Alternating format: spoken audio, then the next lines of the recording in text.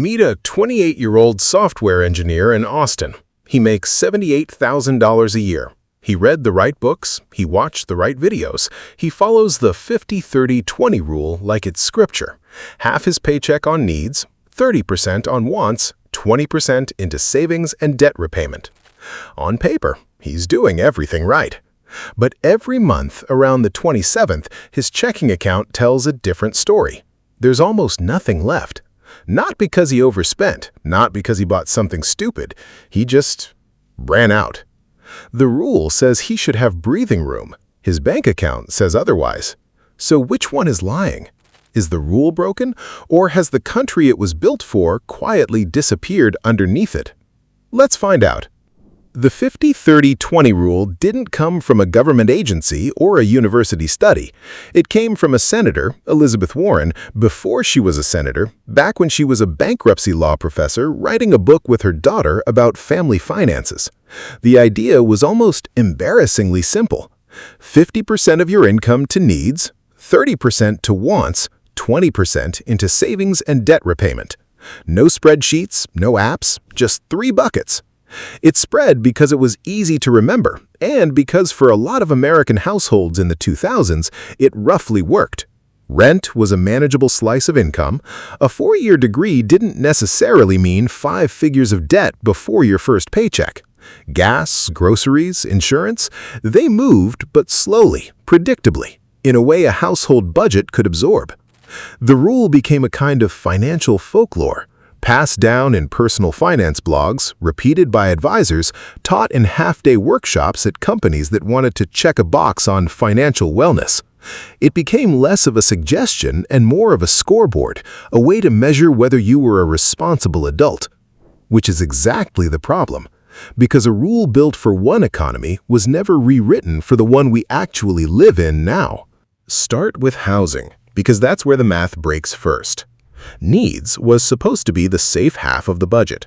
But in cities like New York, Los Angeles, San Francisco, Boston, rent alone can eat 30, 40, sometimes 50% of take-home pay before a single utility bill, before groceries, before a phone plan. That means the needs category isn't 50% anymore. It's absorbing what used to belong to wants and savings just to keep a roof over someone's head. Then there's healthcare, premiums that rise year over year, deductibles that make insured feel like a technicality. Childcare in many states now costs more annually than in-state college tuition. Student loan payments for the tens of millions of Americans still carrying them function like a permanent second rent. Car payments have stretched from 3-year loans to 6- and 7-year loans because that's the only way the monthly number looks survivable. And all of this sits inside inflation that, even after cooling from its post-2021 peak, never actually gave back what it took. Prices didn't fall, they just stopped rising quite as fast. The cost of eggs, insurance, rent, it's not returning to what it was. It's the new floor. So ask the honest question.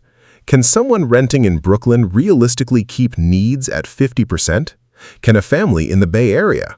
What about Columbus, Ohio, or Boise, Idaho, where the cost of living is lower, but wages are lower too?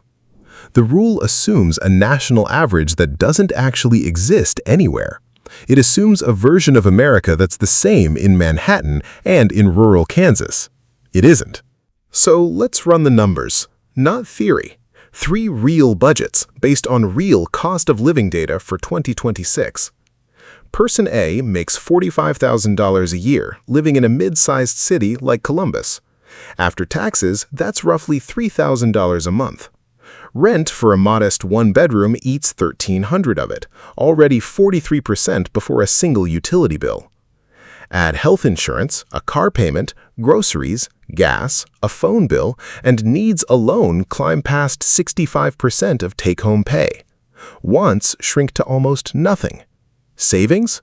On a good month, maybe 5%. Person B makes $85,000, living in a city like Denver. Take-home lands around $5,400 a month. Rent on a decent apartment runs $1,900. That's already 35%.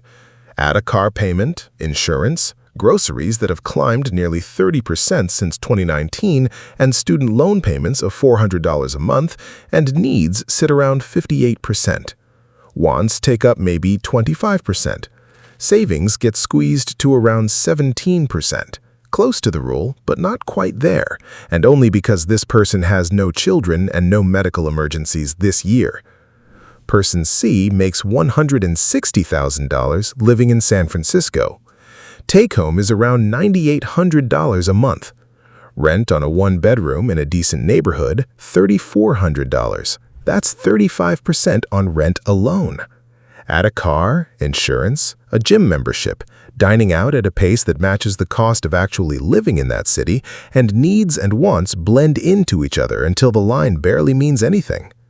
Savings, though, because the income is high enough to absorb some inefficiency, lands around 22%, slightly above the rule. Not because this person is more disciplined, because there was more room to begin with. 3 incomes, 3 cities. Only one of them comes close to the rule, and only because the income was large enough to survive some financial carelessness. That's the quiet truth hiding inside the data. The 50-30-20 rule doesn't measure discipline, it measures headroom, and headroom isn't distributed evenly. To be fair to the rule, it was never designed to be a law. Elizabeth Warren herself framed it as a starting point, not a formula carved in stone. Financial advisors still recommend it today, and not without reason.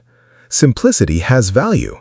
For someone who has never tracked a dollar in their life, 3 buckets are easier to hold in your head than 50 line items in a spreadsheet. It gives people a place to start, a way to notice waste, a rough compass instead of no compass at all. The rule isn't wrong, it's incomplete. It was built to be a first step, and somewhere along the way it got mistaken for a finish line. So what actually works in 2026? Some financial planners now recommend priority-based budgeting. Fund what threatens your survival first. Housing, insurance, minimum debt payments. Everything else gets ranked, not bucketed. Others push zero-based budgeting, where every single dollar is assigned a job before the month begins, leaving nothing unaccounted for. Useful for people whose income barely covers expenses and who can't afford the vagueness of a percentage. There's the pay-yourself-first approach, automating savings the moment a paycheck lands before it has the chance to disappear into daily spending. It doesn't fix the underlying math, but it protects the one category that tends to get sacrificed first, the future. And increasingly, planners are recommending flexible percentage budgeting, adjusting the 50-30-20 split based on where you live and what stage of life you're in. Someone in a high cost of living city might run 65-20-15. Someone with no dependents in a cheaper city might genuinely hit 50-30-20 or beat it. None of these are perfect. Each one trades simplicity for accuracy or accuracy for simplicity. There is no framework that removes the actual problem, which isn't a budgeting formula. It's the underlying cost of living itself. So go back to that 28-year-old in Austin, following the rule exactly, still watching his balance shrink every month. He's not failing. He's measuring himself against a ruler that was manufactured for a different America, one with cheaper rent, cheaper healthcare, cheaper everything, one that hasn't existed for years. The biggest mistake isn't following the wrong budget. It's believing one rule could ever fit every American life. Maybe the real question was never, does the 50-30-20 rule work? Maybe it's whether any rule can survive contact with a country where the cost of living moves faster than the rules meant to explain it.